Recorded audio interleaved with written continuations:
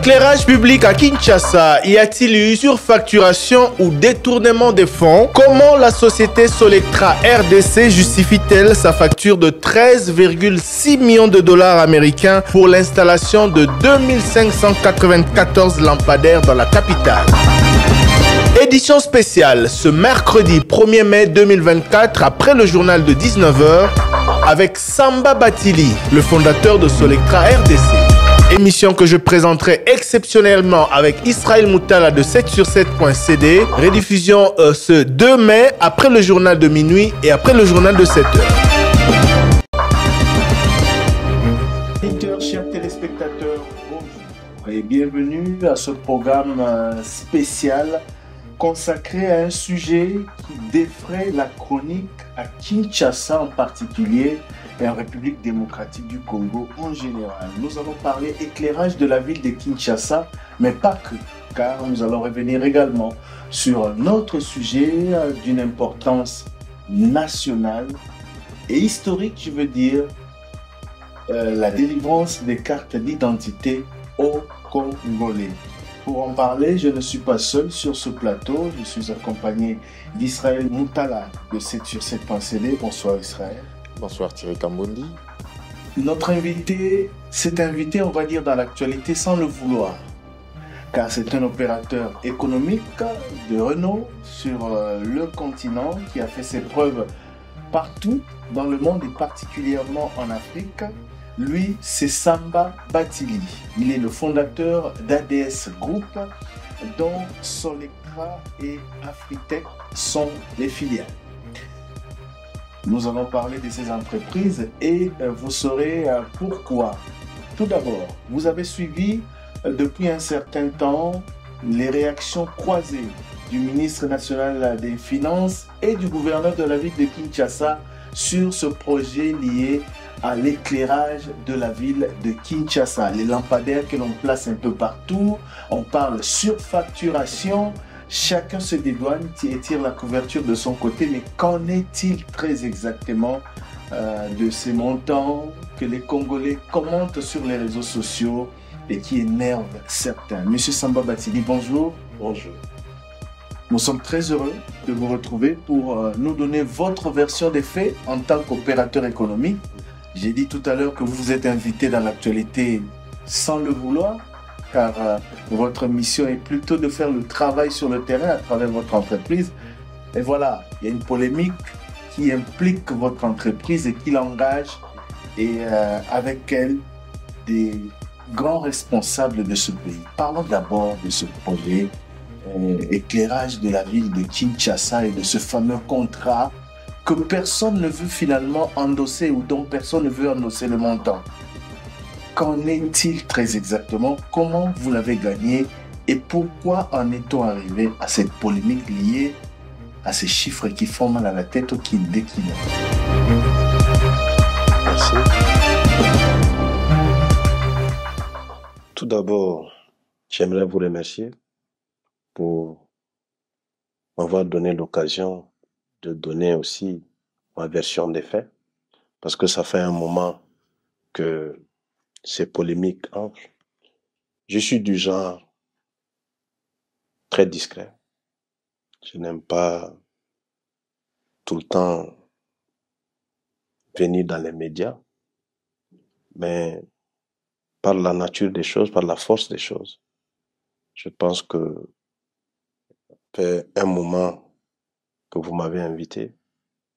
Aujourd'hui, je pense qu'il était nécessaire de venir, de donner ma version des faits pour éclairer les lanternes des Congolais et du monde entier.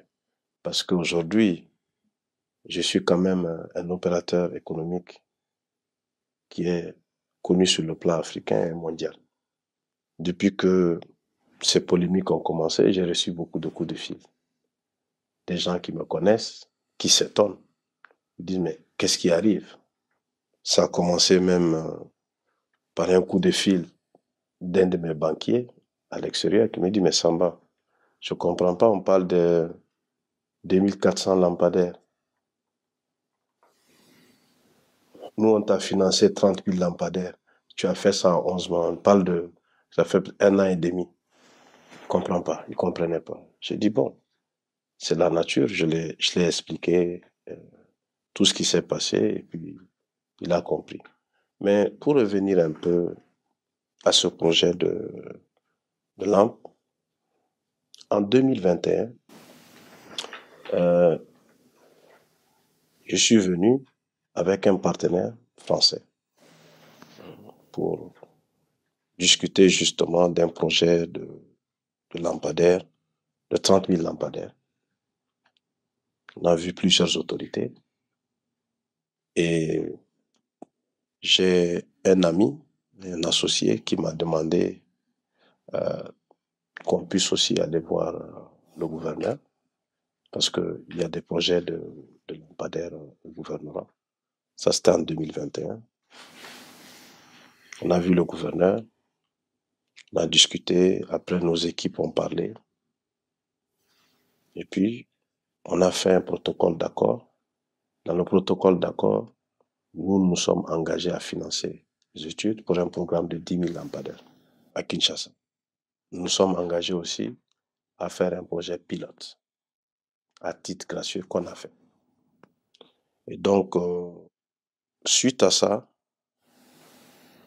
on a commencé les négociations en 2022. Ça, c'était en 2021. En 2022,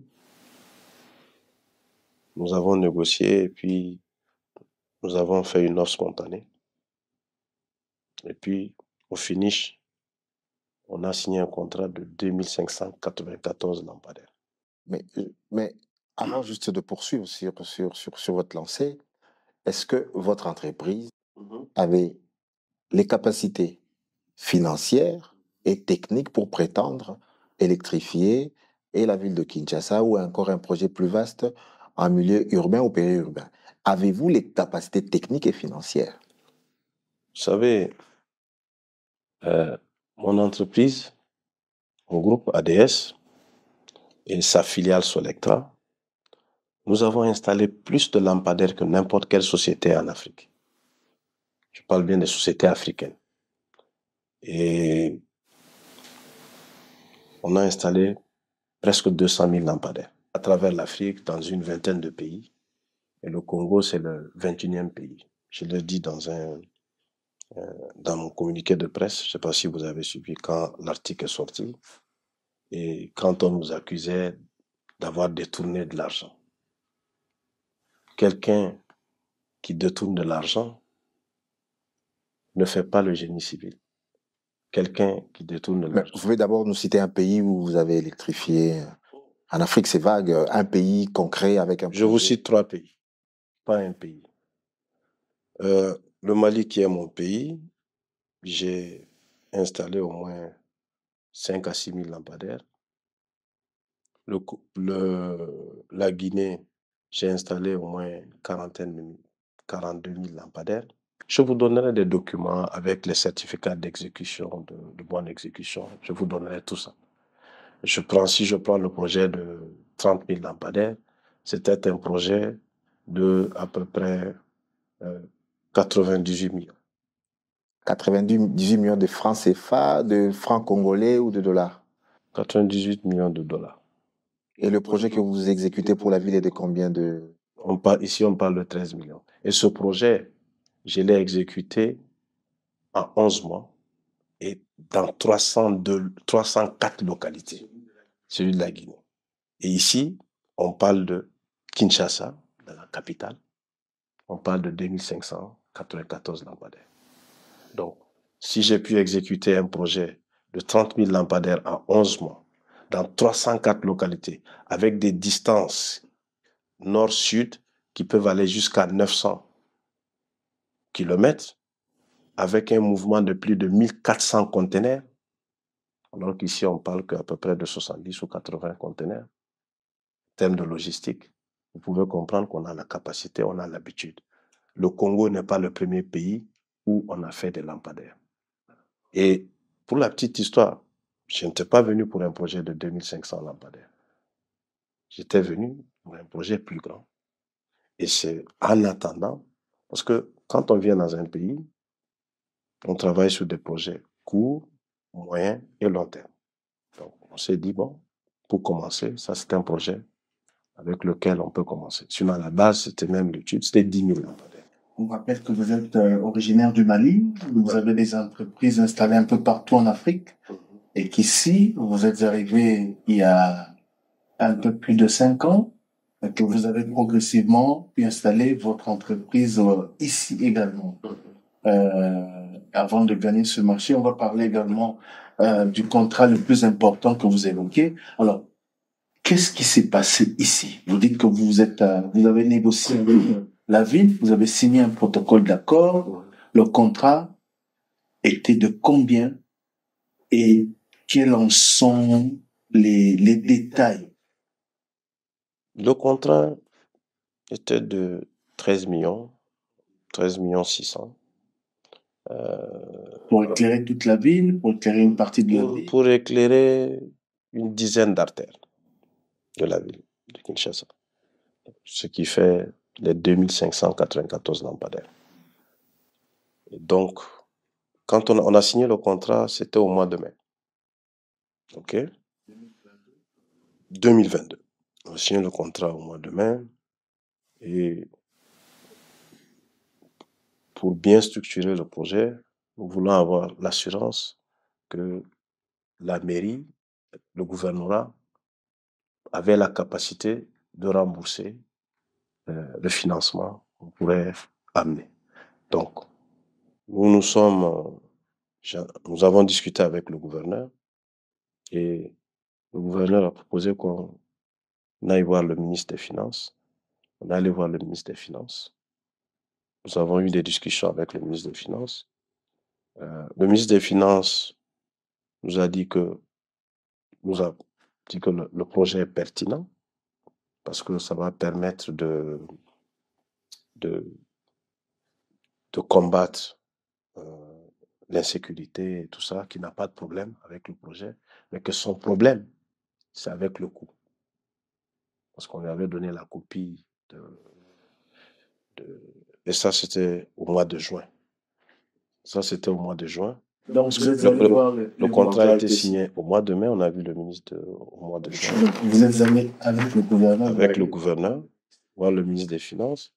Et le ministre des Finances nous a clairement dit que son seul problème avec le contrat, c'est le prix. Parce qu'il venait, justement, il y a quelques jours, parce qu'il nous a dit, de signer un contrat ou de payer un projet où les lampadaires étaient en moyenne 1500, 2000 $. Donc, il y avait des lampadaires à 1500 à 2000 $, alors que le vôtre était à plus de 4000 $. Le nôtre, si vous divisez ça par lampadaire, parce que je veux rentrer après dans la structure des coûts, vous allez mieux comprendre. Mais donc, les accusations de surfacturation, c'est par rapport au coût. Ces accusations là-bas sont légitimes. Des lampadaires à 1500, les vôtres à plus de 4000, qu'est-ce qui justifie cet écart de prix? Justement, c'est ce que quand le ministre a parlé de prix, il trouvait ça cher, j'ai dit, comparaison n'est pas raison. Parce que j'ai dit au ministre, j'ai dit, vous avez un téléphone, je vois que c'est un iPhone. Le téléphone que vous avez, un iPhone, ça coûte 1200, et ça peut coûter jusqu'à 2000 en fonction de la capacité de la mémoire. C'est un téléphone, un smartphone. Mais vous pouvez aussi avoir un téléphone qui coûte 200 $. Un téléphone Techno ou un téléphone Itel, c'est dans ce coût-là. J'ai été distributeur de Samsung. Pendant une dizaine d'années, j'ai distribué le téléphone. Je sais de quoi je parle. OK? Donc, téléphone, il y a téléphone et téléphone. La différence entre un iPhone et un Techno, c'est la qualité, la capacité et tous les features qu'il y a sur le téléphone. Nos lampes, je vais être très transparent avec vous. Normalement, ça c'est des secrets professionnels, mais comme ici on est dans un souci de transparence, je vais vous laisser aussi, après cette discussion, tous les documents, c'est-à-dire les factures, la preuve de paiement à travers la lettre de crédit, les paiements des différentes opérations autour de ce projet. Et par la suite, on peut aller aussi sur le terrain. Comme ça, vous allez aussi comprendre la différence de prix. Monsieur, on est où ici? Ici, nous sommes dans la commune de Kassarobo, précisément sur l'avenue Enseignement. C'est là où nous sommes. Le poteau que l'on voit ici est de combien de mètres? Bon, le poteau ici est de 7 mètres. Et nous regardons leur puissance de la lumière avec notre appareil luxomètre. Nous avons vu que il y a des poteaux qui font 3,5, il y a d'autres qui font 1,5 seulement. C'est ce que nous voyons ici. Et l'idéal pour avoir une meilleure lumière ou un meilleur éclairage, c'est de combien? Bon, pour avoir un meilleur éclairage, on peut aller de 45 à 60 lux pour avoir un meilleur éclairage. Et selon les normes, quelle est la distance requise entre deux lampadaires solaires? Bon, entre deux lampadaires solaires, on peut faire 20 à 25 d'espace. Est-ce que ici, selon les calculs, les distances sont-elles respectées ou elles sont plus espacées ou moins espacées? Non, les distances ne sont pas respectées parce qu'ils ont mis là, il y a mis 18, d'autres ils ont dépassé, ils n'ont pas respecté la distance. Okay. Même la distance qu'il y a entre les deux poteaux parallèles, ils n'ont pas respecté la distance. Parce que si nous prenons la route aussi, contenant la grandeur de la route, ils ont mis aussi, il y a une distance, on avait compté, c'est 8 mètres. 8 mètres. C'est déjà une erreur. Comme je l'ai dit lors de la discussion qu'on avait eue avec le gouverneur et le ministre au début du projet, il y a lampe et lampe. Comparaison n'est pas raison. Nous sommes entre deux communes, Makala et Selimba, sur la route Elengesa. Nous voyons là où Soletrami, c'est lampadaire solaire. Quand nous regardons, nous voyons qu'ils ont respecté la distance de 25 mètres à chaque poteau. Et nous voyons la longueur de leur poteau, c'est à 9 mètres de longueur. Dès presque 3 heures du matin. Si vous regardez, vous allez voir qu'il n'y a pas la circulation. Comme les lampes sont fabriquées système intelligent, donc dès que ça arrive à 3 heures du matin, comme il n'y a pas la circulation, la lumière va un peu rebaisser. Mais dès qu'on arrive à 4 5 heures, quand il y aura la circulation, comme les lampes ont un système intelligent, c'est quoi, la lumière va encore augmenter ou bien monter à 100%. Nos lampes, d'abord, c'est des lampes qui sont le fruit d'une grande recherche faite par cette société qui s'appelle Suna Design, qui a comme actionnaire une banque. BNP fait partie des actionnaires de cette boîte. Si vous voyez que BNP investit dans une société, une start-up, ça veut dire qu'elle a de la technologie où il y a une différence. Parce que si c'était une société qui fait des lampadaires lambda, je ne pense pas qu'ils auront investi. C'est pas seulement la BNP seulement. Il y a d'autres grands investisseurs capitalistes, venture capitalistes, qui ont mis de l'argent dans cette boîte. Vous connaissez un peu les venture capitalistes. Ils mettent de l'argent quand ils pensent que la société dans laquelle ils mettent de l'argent a une technologie unique. L'unicité de la technologie de Suna, c'est qu'ils ont développé une batterie qui peut aller jusqu'à des températures extrêmes, 70 degrés chaleur et moins 40 dans le froid. Ça, c'est très important pour nos pays africains. Parce que, je vous ai dit tout à l'heure que depuis 2006, je suis dans les lampadaires. J'ai vu toute l'évolution des lampadaires. J'ai travaillé avec toutes sortes de sociétés, que ce soit américaines, européennes, asiatiques. J'ai une idée de ce que c'est un lampadaire. En 2015, j'ai commencé ce partenariat avec Suna. Et comment je suis arrivé à Suna? J'étais aux Nations Unies, en marge des Nations Unies, j'ai rencontré le patron de Sol. Sol, c'est, tout à l'heure je disais, c'est le pionnier des lampadaires en Afrique. Monsieur Alan Hurst, qui était le PDG de Sol, est venu vers moi, il m'a donné sa carte. Il m'a dit qu'il y a longtemps qu'il voulait qu'on se voit. Parce que, pour la petite histoire, Sol avait installé plusieurs lampes en Guinée et moi je suis venu changer ces lampes-là à leur fin de vie. Donc, il avait déjà eu écho. On s'est retrouvé aussi sur un projet en Côte d'Ivoire, on s'est retrouvé au Mali. Donc, nos sociétés se connaissaient de nom, mais on ne s'était jamais rencontrés. Quand je le rencontre, il me dit que c'est dommage, je viens de le connaître, il vient d'aller à la retraite et il vient de vendre sa société Sol à une société française et qu'il aimerait que je rencontre le PDG de cette société qui est Thomas et que cette société, et il peut le dire sans hésiter, a la meilleure technologie de lampadaire au monde.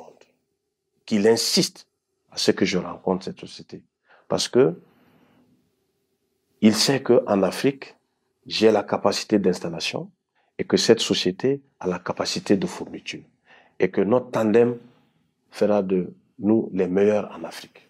Quelle est cette technologie que cette société française a qui fait de ces lampes? Justement, c'est sa batterie, c'est aussi tout l'électronique embarqué. Je disais que c'est des lampadaires intelligents parce que il y a un système. Je vous donnerai leur site, vous pouvez aller visiter, Suna Design, vous allez comprendre.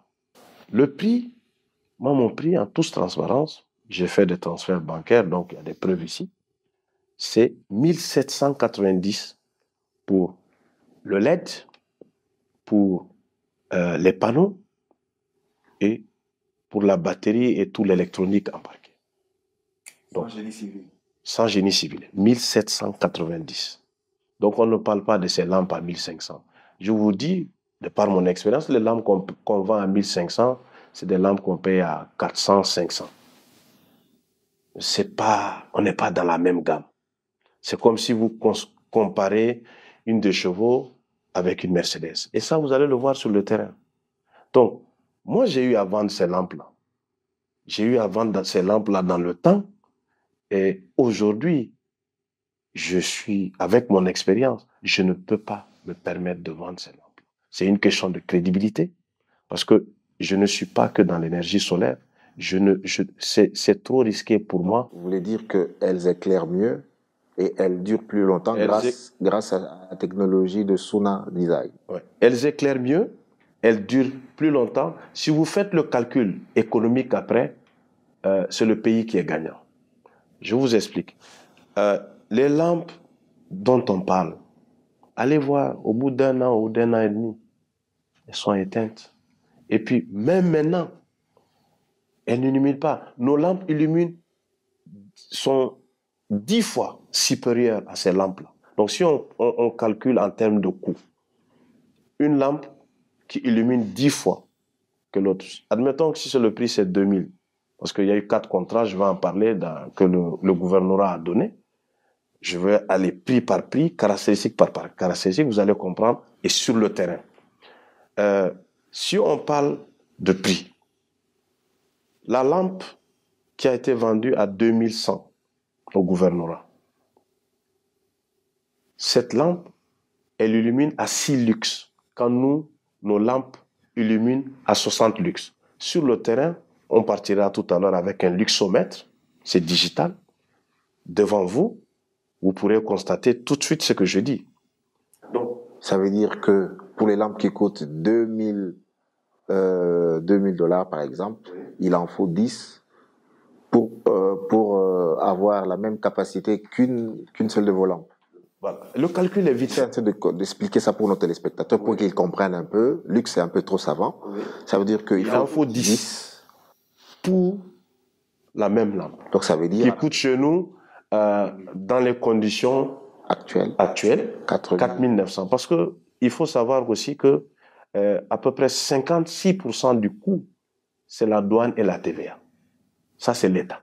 Donc, pour celle qui coûte 2000, s'il en faut 10, ça veut dire qu'au final, on doit payer 20 000 pour une lampe. Si on fait un calcul arithmétique, oui. Ouais.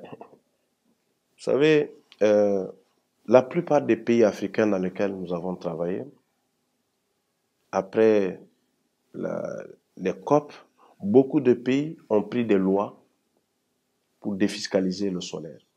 Parce que on se rend compte, pour atteindre aujourd'hui l'accès universel en Afrique, le solaire joue un grand rôle. Parce que dans les villages, vous pouvez venir en 1 jour, 2 jours, vous électrifier avec du solaire. Parce que vous savez, nos pays, la plupart de nos pays ont beaucoup de soleil. Et donc, le solaire, pour nous, c'est la solution court terme. Parce que les barrages, ça prend 4 ans, ça prend 5 ans. Les autres, les turbines à gaz, ça prend 3-4 ans. Donc, mais au Congo, on n'a pas défiscalisé. La nouvelle loi sur l'énergie, la déclaration du secteur énergétique. Justement, c'est là où il y a la confusion.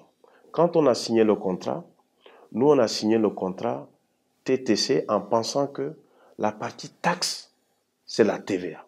TTC, toute taxe comprise.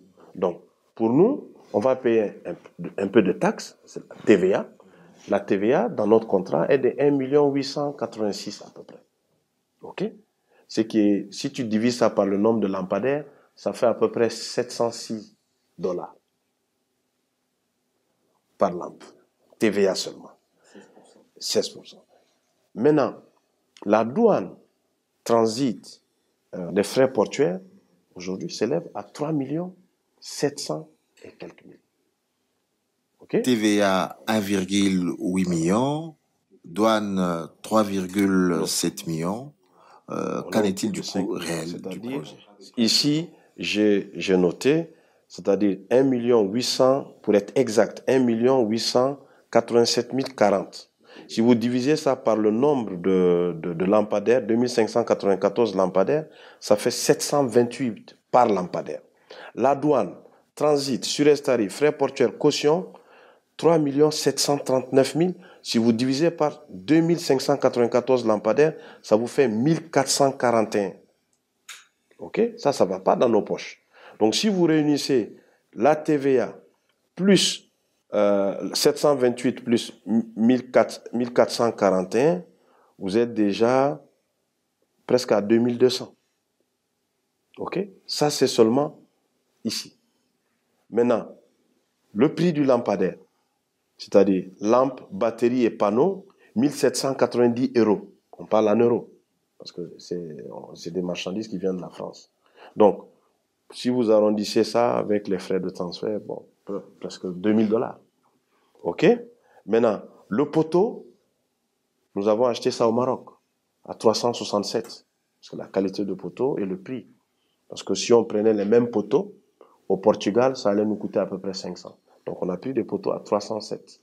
Et là, je vous donnerai la facture, la lettre de crédit et le SWIFT. Vous pourrez contrôler. Et le support massif, donc, avec l'installation, 318 €. Je vous donnerai la facture et le transfert. Donc, les travaux, génie civil, la logistique, l'installation, par lampadaire, ça nous revient à $1000, $1001.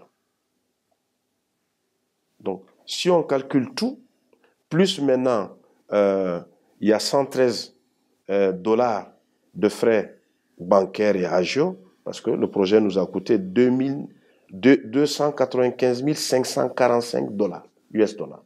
Je pourrais vous donner notre relevé, vous allez le voir dessus, je vais le noter. Donc, le tout réuni, ça nous fait, si on paye la douane, ça nous fait un projet qui nous coûte 14 961 381 $. Ce qui équivaut à 6066 US dollars par lampe. Versus 4 900 et quelques qu'on a facturé, versus 13 693, 370 dollars. Il y a eu une confusion. Sur la confusion qu'il y a eu, c'est que nous, on a pensé que la partie TVA, c'est ce qui est dans les taxes, toutes taxes. Par contre, on nous a aussi dit qu'il y a la loi sur l'électricité, qu'on peut bénéficier d'exo sur les droits de l'homme. La preuve. Donc la notion de taxe, vous l'avez confondue à la notion de hors taxe. Voilà. Parce qu'on ne pouvait pas parler d'hors taxe. Parce que d'habitude, dans beaucoup de pays où nous opérons, nous faisons des offres hors taxe. Mais ici, on nous a dit qu'il faut qu'on paye au moins les taxes, la TVA. Donc c'est pour ça qu'on a fait TTC. La loi de 2014, la confusion dit que la loi est votée, mais les textes d'application ne sont pas en vigueur. OK? Ça c'est notre premier projet au Congo. C'est le premier projet qu'on a eu. Donc, on n'a pas toutes ces informations. On a les informations des acteurs avec qui on parle. La preuve, je vous donnerai, nous avons fait une demande et la demande a été transmise par le gouvernorat aux différents ministères. Et puis, il y a eu un blocage à un moment. Après discussion, on a eu l'exo. Vous avez eu l'exonération. On a eu l'exonération. Qui n'a pas été appliquée. Parce qu'après, il y a eu un blocage. Parce que si l'exo avait été appliqué, on ne serait pas là aujourd'hui. Parce que, pour la petite histoire, quand on signe le contrat, on nous paye 30%. Quand on nous paye 30%, on fait tout le génie civil et tout le génie civil réalisé, ça équivaut à peu près à 35% du contrat. On fait la réception, tout, du génie civil. Au bout de 2 mois et demi, contrat signé en juillet, avance reçue le 22 juillet. Quand on arrivait vers le 15 septembre, on avait déjà fini. 15 novembre, on avait déjà fini le génie civil. C'est là où on a pris la décision d'aller faire la réception à l'usine, conformément au contrat. On a fait la réception à l'usine avec nos équipes, l'équipe du gouvernorat, et puis avec l'équipe de l'usine. Je vais vous donner tout à l'heure le PV de réception qu'il y a eu à l'usine. Et suite à ça, on a embarqué les équipements. Janvier 2023, les équipements commençaient déjà à venir à Matadi. Donc, si vous prenez 2 mois et demi, presque 3 mois, pour les travaux de génie civil, 2 à 3 mois de shipment, de transport, on est à peu près entre 5 et 6 mois. Et le contrat, c'était un contrat de 10 mois. Et nous, en âme et conscience, on savait que c'était un projet qu'on pouvait terminer en 7 mois. Parce qu'à partir du moment où vous avez fait le génie civil, quand vous amenez les équipements, c'est une question de 1 mois. Pour la petite histoire, Elenguesa, les 200 lampes qu'on a sorties pour installer, on a installé Elenguesa en 2 jours. Et Elenguesa, quand il fallait inaugurer Elenguesa, on nous a dit, bon, vu que l'exo prend un peu de temps, sortez les marchandises pour qu'on puisse inaugurer la route en même temps avec les poteaux. On s'est exécuté, on a dépensé à peu près 180 000 $ pour sortir, ce qui équivaut à peu près à 900 $ par lampe. On a installé et je pense que notre problème a commencé à partir de là. Parce que le jour où on a allumé Elenguesa, tous les concurrents ont compris que nos lampes sont 10 fois plus supérieures. J'ai eu même un commentaire d'un technicien qui m'a dit que Samba, vraiment, vos lampes sont différentes de ces lucioles qu'on nous a installées. Lucioles, il m'a dit. Et vous allez le constater sur le terrain. Nos lampes sont 10 fois supérieures à ces lampes. Et donc, on ne peut pas comparer ce qui n'est pas comparable. Moi, là où on est aujourd'hui, on ne peut pas se permettre de mettre des lampes. Je suis venu au Congo pour travailler au moins 10 ans. Je ne peux pas faire un projet qui va me rattraper dans 1 an, dans 2 ans. Mieux, dans notre offre, nous sommes les seuls, parmi les 4 fournisseurs, qui a proposé des kits de maintenance. On a des nacelles qui vont jusqu'à 12 mètres parce que nos poteaux sont à 10 mètres avec des groupes électrogènes, des motopompes, des cracheurs, avec des cuves d'eau pour pouvoir nettoyer. Parce que c'est là aussi, tu sais que une société a de l'expérience ou pas. Parce que tu ne peux pas faire un projet solaire sans penser à la maintenance. Nous avons eu à travailler sur plusieurs projets. L'un des plus grands problèmes des lampes solaires en Afrique, c'est quoi? C'est la maintenance. Et ça, c'est notre expérience qui parle. Et même l'équipe technique, dans notre offre, quand ils ont vu ça, ils nous ont plus respectés. Ils nous ont dit, vous savez de quoi vous parlez, parce qu'un projet de lampadaire solaire, il faut en moyenne chaque 2 mois passer nettoyer les panneaux. Parce que, surtout dans nos pays, avec la poussière, les crasses qui se mettent sur les panneaux, ça bloque les rayons solaires. Et quand la batterie ne reçoit pas les rayons solaires, la charge, elle ne charge pas comme il faut. Et ça peut même gâter la batterie. Donc, nous avons mis, et dans notre offre, il y a $308 d'équipement de maintenance. Je vais vous donner tous ces détails-là, vous allez voir. Il y a 308, parce qu'il y a des nacelles de 12 mètres, des nacelles élévatiques avec des boutons. Vous appuyez, 2 personnes montent, ils font la maintenance, ils partent. Donc, tout ça fait partie de notre offre. Et je pense que, avec le temps, nous allons être des héros dans ce pays. Aujourd'hui, on parle parce que les gens ne savent pas de quoi on parle. Parce qu'il y a peu de spécialistes. Moi, je serais à l'aise si on me met en face des spécialistes de solaire. Parce que je peux défier quiconque sur ça. Mon expérience parle, mes références parlent, et il n'y a pas de magie, il n'y a pas d'inconnu dans ce business que je ne connais pas. Malgré la qualité de votre offre, on est dans l'impasse, le projet connaît du retard. Quelle sera l'issue de ce projet?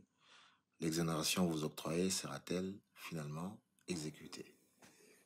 C'est ce qu'on a trouvé depuis 2 semaines. On a trouvé une solution. Nous allons dédouaner et avec un échelonnement. Mais le prix ne va pas changer. Mais c'est dommage parce qu'on n'est pas une ASBL, on n'est pas une fondation. Et même si j'ai une fondation, parce que pour la petite histoire, quand je suis venu au Congo, quand j'ai créé mon groupe, j'ai créé toutes les filiales, j'ai créé aussi ma fondation, Fondation Volontaire d'Afrique. Et pour revenir même sur la fondation, j'ai eu à envoyer 2 conteneurs de motos que j'ai voulu offrir à un projet de jeunes. Mais jusqu'à présent, c'est un don que j'ai fait. Jusqu'à présent, les conteneurs sont au port. Ça devait normalement bénéficier d'Exo. On a tourné, jusqu'à présent, et les conteneurs sont au port. On avait même promis, on m'avait présenté une dame avec qui on devait travailler sur des mototaxis pour les femmes. Et imaginez-vous quelque chose que j'ai offert, un don.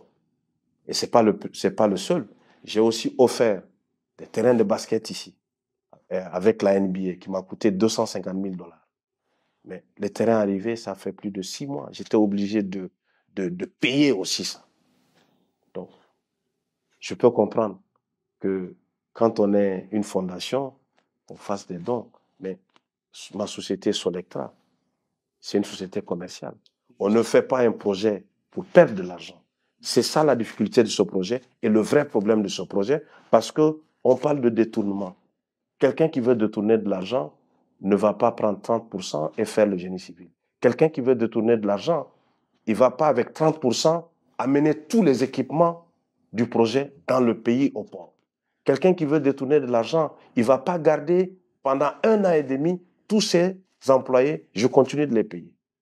Donc, quelqu'un qui veut détourner de l'argent, il prend de l'argent, il part. Et moi, on parle de 13 millions. 13 millions. Rien que ce que j'ai mis en billet d'avion et en jet privé pour venir ici, ces 5 dernières années, ça dépasse 13 millions. L'hôtel où on est aujourd'hui, au Tana, demandez à la réception. Je suis à plus de 2,8 millions. Donc, vous investissez durablement au Congo, qui est votre seconde, que vous considérez comme votre seconde patrie? Bien sûr. Sinon, je ne serais pas là. Vous voulez la vérité? On ne peut pas donner à boire à un cheval qui n'a pas soif. Les gens qui sont les commanditaires de toute cette polémique sont connus. C'est des concurrents dans plusieurs projets. Et ces concurrents ont réussi à drainer avec eux des politiques, des gens de l'administration, pour atteindre leur but. J'ai été informé, pour la petite histoire, avant que le premier article qui sort un dimanche, je crois il y a à peu près 2 mois, j'ai un ami que j'ai connu à Bruxelles. Il est venu chez moi. Il avait insisté ce jour-là à me voir. Il est venu à la maison. Il m'a discuté. Il m'a dit, Samba, j'ai participé à une réunion hier. Les gars ont décidé de t'abattre. À partir de la semaine prochaine, il y aura article sur article. Tu as un problème. Ils ont l'information. Avec ton projet solaire, ils vont commencer par ça. Mais le but recherché, c'est de bloquer ton projet de carte d'identité. Parce que le projet solaire, on sait que c'est un petit projet pour toi. Mais le projet qu'ils veulent bloquer, c'est le projet de carte d'identité. Mais avant qu'on en arrive au projet de carte d'identité, mais pourquoi alors le nom du ministre des Finances a été mêlé à cette affaire? Vous pouvez nous dire quel a été son rôle ici? Il a laissé passer votre projet comme une lettre à la poste? Comment a été, voilà, est-ce qu'il a joué son rôle de ministre pour vérifier si votre contrat était en règle? D'abord, dans le contrat, le ministre des Finances n'est pas impliqué. Le contrat est signé entre Solectra et le gouvernorat de la ville de Kinshasa. Alors, le ministre n'est pas signataire. Comment est-ce que son nom se retrouve dans cette affaire? Pour la petite histoire, quand nous avons commencé à discuter avec le gouverneur, le ministre n'était pas ministre des Finances. Nicolas Cazette n'était pas encore ministre des Finances. Quand on a commencé la discussion avec le gouverneur. Comment se fait-il alors que son nom soit mêlé à cette affaire? Vous savez, ça c'est la politique. Moi, je ne fais pas de la politique. Je fais des affaires. C'est pour cela, depuis 2 mois, je n'ai pas réagi, à part le communiqué de presse que j'ai fait, parce que quand l'article est sorti, j'ai un banquier qui m'a appelé, il m'a dit, Samba, nous on t'accompagne, on te connaît, on a travaillé avec toi, on t'a prêté plus de 200 millions de dollars, tu as remboursé, je peux vous donner la preuve aussi de ce document, avec un document de la banque qui dit qu'ils m'ont prêté plus de 251 millions de dollars et j'ai remboursé. Écoutez-moi très bien. Ce banquier m'appelle, il me dit, mais Samba, je vois des articles, c'est pas bon. C'est pas bon ce que je vois. Je sais que c'est pas vrai parce que je te connais. Nous, on t'a financé beaucoup de lampadaires. Ça a été remboursé et tu as fait le boulot. Je pense qu'il faut réagir. Parce que autour de moi, mes amis et certains associés m'avaient dit non, ne réagis pas, il ne faut pas répondre par ça. Laisse, ça va passer. J'étais dans cette optique. Mais quand mon banquier m'a appelé le soir, le lendemain, j'ai appelé mon équipe de communication. On a fait ce communiqué de presse parce que l'accusation est grave. On parle de détournement. C'est comme si vous voyez l'article, je vais vous donner une copie de l'article. Samba Bachili, le PDG de Solectra, bloqué à Kinshasa, il aurait pris 13,5 millions. Voilà. Comme si j'ai pris 13,5 millions, je suis parti avec. Donc, c'est pour ça que j'ai réagi. J'ai réagi pour démontrer que je n'ai pas pris 13,5 millions. J'ai d'abord pris 4 millions, conformément à tout contrat, 30%. J'ai fait le boulot jusqu'à hauteur de 35%. Avec ces mêmes 30%, vu qu'on avait sécurisé avec une lettre de crédit, tous les produits sont arrivés en République démocratique du Congo. On ne peut pas parler de détournement. Les produits sont arrivés. Là où on en est aujourd'hui, c'est très simple. On est arrivé à une décision.